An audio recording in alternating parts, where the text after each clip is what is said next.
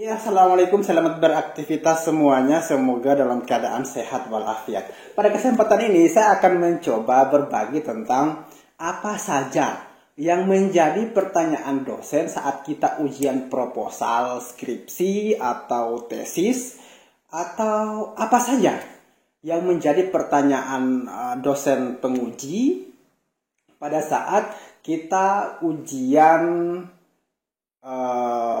skripsi atau disertasi, baik proposalnya maupun ujian hasilnya. Jadi biasanya pertanyaan saat proposal dengan pertanyaan saat ujian hasil itu mirip-mirip.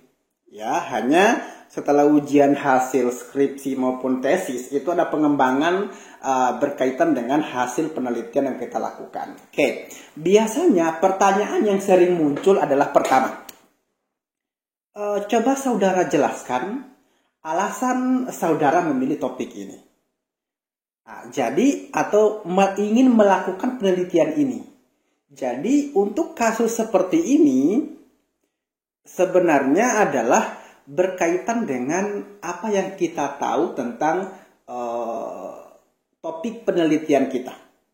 Jangan sampai misalnya penelitian kita ini, kita tidak tahu alasannya mengapa kita ambil topik penelitian itu. Tentu kita sebagai seorang mahasiswa misalnya tahu, saya ingin ambil topik ini karena ini. Jadi sehingga dalam proses penelitian sebenarnya adalah tidak penting judul penelitiannya, yang penting adalah masalah penelitiannya. Sehingga ketika kita menemukan masalah penelitian, maka itulah kita ungkapkan dalam forum atau dalam proses ujian itu. Saya mengambil topik ini karena ini. Jadi yang diungkapkan adalah masalah, sehingga saya ingin berkontribusi untuk menyelesaikan masalah ini. Oke, itu pertama. Kemudian yang kedua adalah setelah tadi misalnya mengapa penelitian ini penting untuk dilakukan, berikutnya tadi.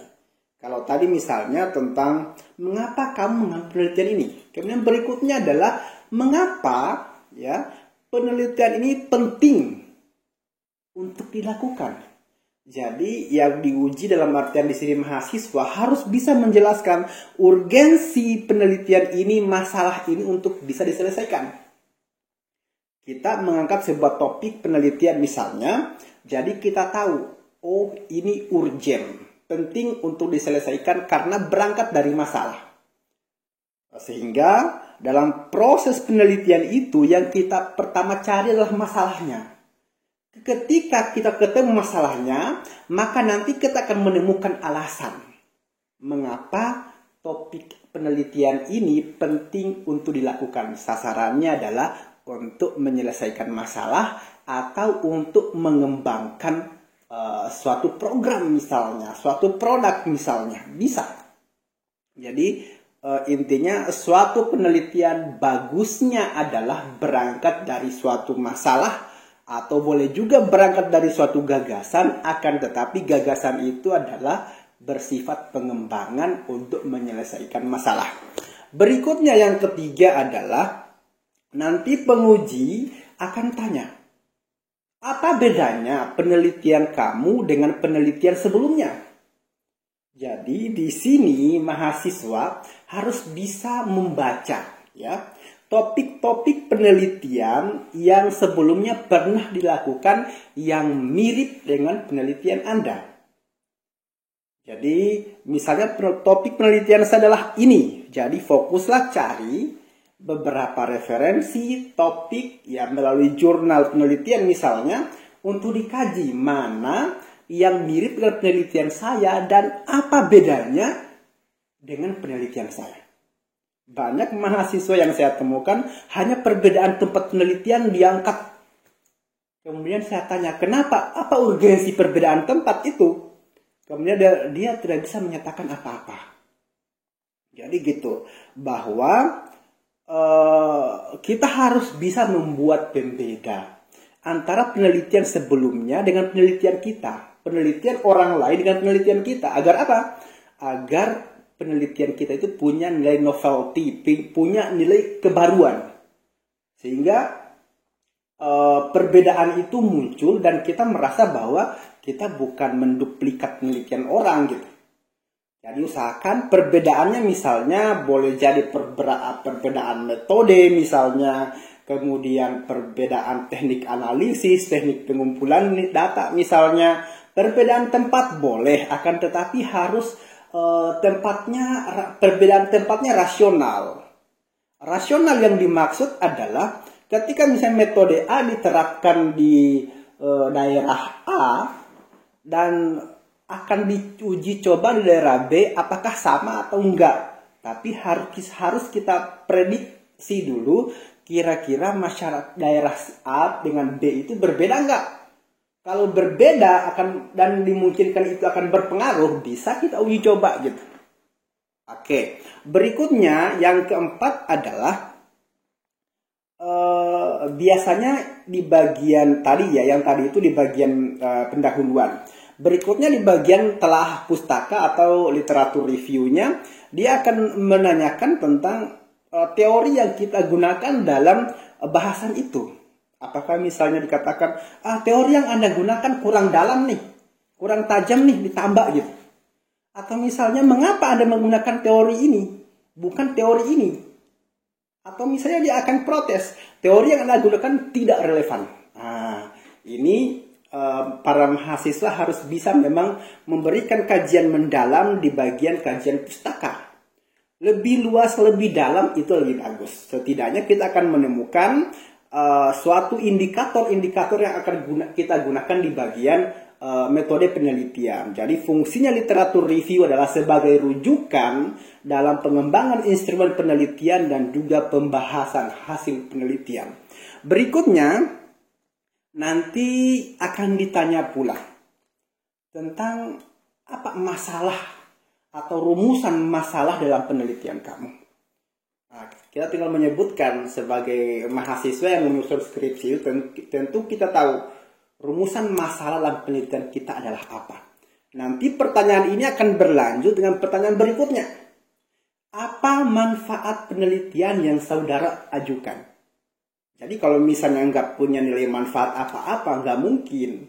Jadi kalau misalnya ya kita sudah bahas ini di bagian pendahuluan, masalah-masalah yang kita temukan, kemudian pasti juga di bagian itu kita tahu manfaat penelitian kita apa untuk menyelesaikan masalah itu. Kalau misalnya toh nggak punya nilai manfaat, untuk apa penelitian itu dilakukan? Kemudian berikutnya akan diminta coba jelaskan saudara mengenai kerangka pikir penelitian kamu. Di bagian kerangka pikir penelitian ini nanti mahasiswa yang diuji itu harusnya bisa menjelaskan skema prosedur penelitiannya. Nanti dari bagian pertama menemukan masalah hingga pada tahapan kesimpulan. Alurnya harus sistematis, baik itu dijelaskan dalam bentuk paragraf per paragraf maupun dijelaskan dalam bagian tertentu. Ya, itu harus bisa disampaikan kerangka pikirnya karena alur penelitian kita akan dilihat di sana. Berikutnya, nanti setelah kerangka pikir tadi akan ditanya bagaimana penelitian ini Anda dapat lakukan. Karena penguji tentu ingin tahu bagaimana cara kita melakukan penelitian itu. Apakah memungkinkan dari penelitian itu misalnya datanya kita bisa dapatkan atau enggak? Misalnya gini, mengukur suhu matahari pada ketinggian 60 meter di atas permukaan tanah. Bagaimana caranya orang manjat sampai ke 60 meter ke atas? Jadi ini mahasiswa yang diuji harus bisa memahamkan kepada penguji bahwa proses penelitian, cara melakukan penelitian itu adalah rasional, masuk akal, dan kemudian dari segi biaya dan waktu tidak membebani mahasiswanya. Jadi silakan Anda sampaikan cara penelitian Anda. Dari bagian pertama misalnya pra penelitian, proses penelitian, dan pasca penelitian gitu. Kemudian berikutnya, nanti diminta bagaimana kamu mendapatkan data ini. Jadi mahasiswa akan diminta menceritakan proses sampai data penelitian yang diinginkan itu didapatkan. Hati-hati dalam menjawab pertanyaan ini. Karena ketika cara yang Anda sebutkan itu untuk mendapatkan data tidak tepat dengan rumusan masalahnya atau proses yang Anda sampaikan sebelumnya dalam kerangka pikir, maka ini akan menjadi bahan kritikan berikutnya. Hati-hati. Jadi sampaikan aja sesuai dengan alur penelitian Anda. Bahwa cara saya mendapatkan data seperti ini, menyusun kisi-kisi, menyusun instrumen, kemudian menyiapkan alat bahan misalnya, melakukan percobaan eksperimen misalnya, mengambil data misalnya, menganalisis.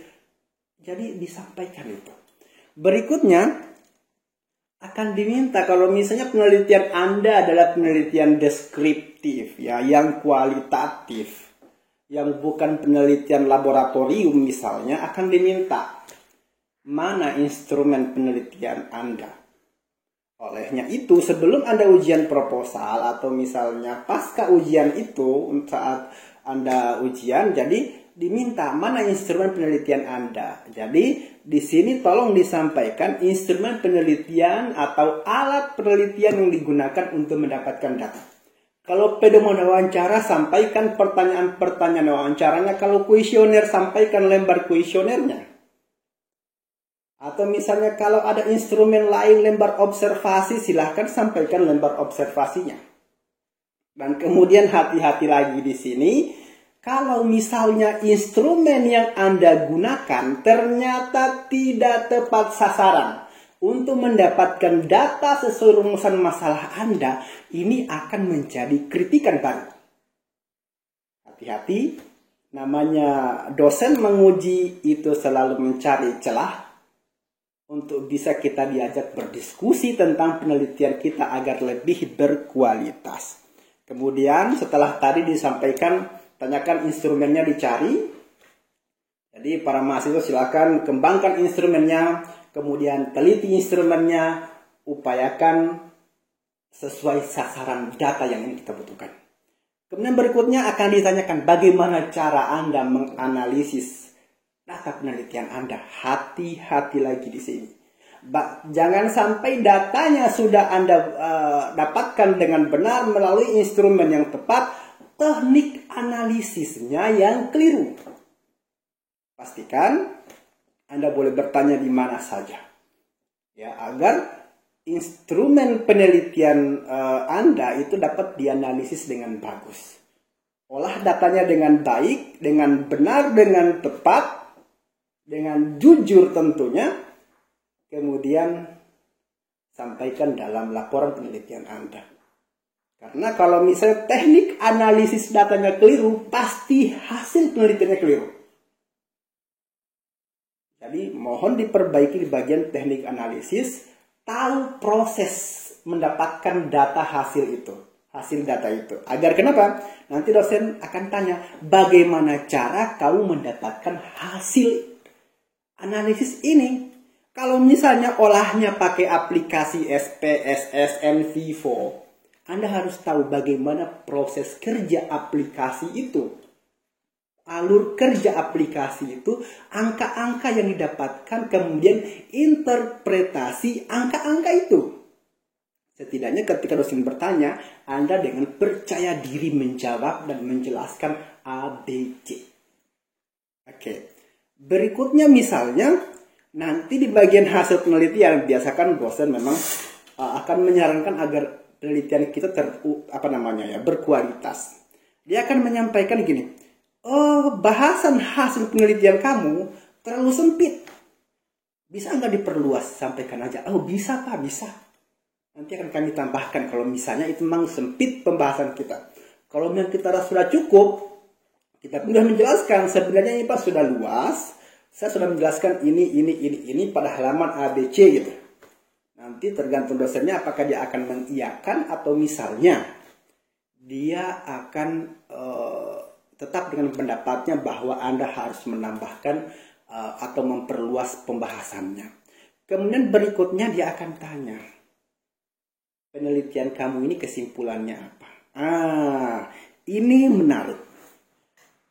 Ketika dosennya minta kesimpulan penelitian Anda, berarti ia ingin memastikan apakah kesimpulan penelitian itu sejalan dengan rumusan masalah dan tujuan penelitian. Jadi jawabannya adalah bahwa di bagian kesimpulan itu merupakan jawaban dari rumusan masalah. Ringkasnya gitu. Ditambahkan silahkan.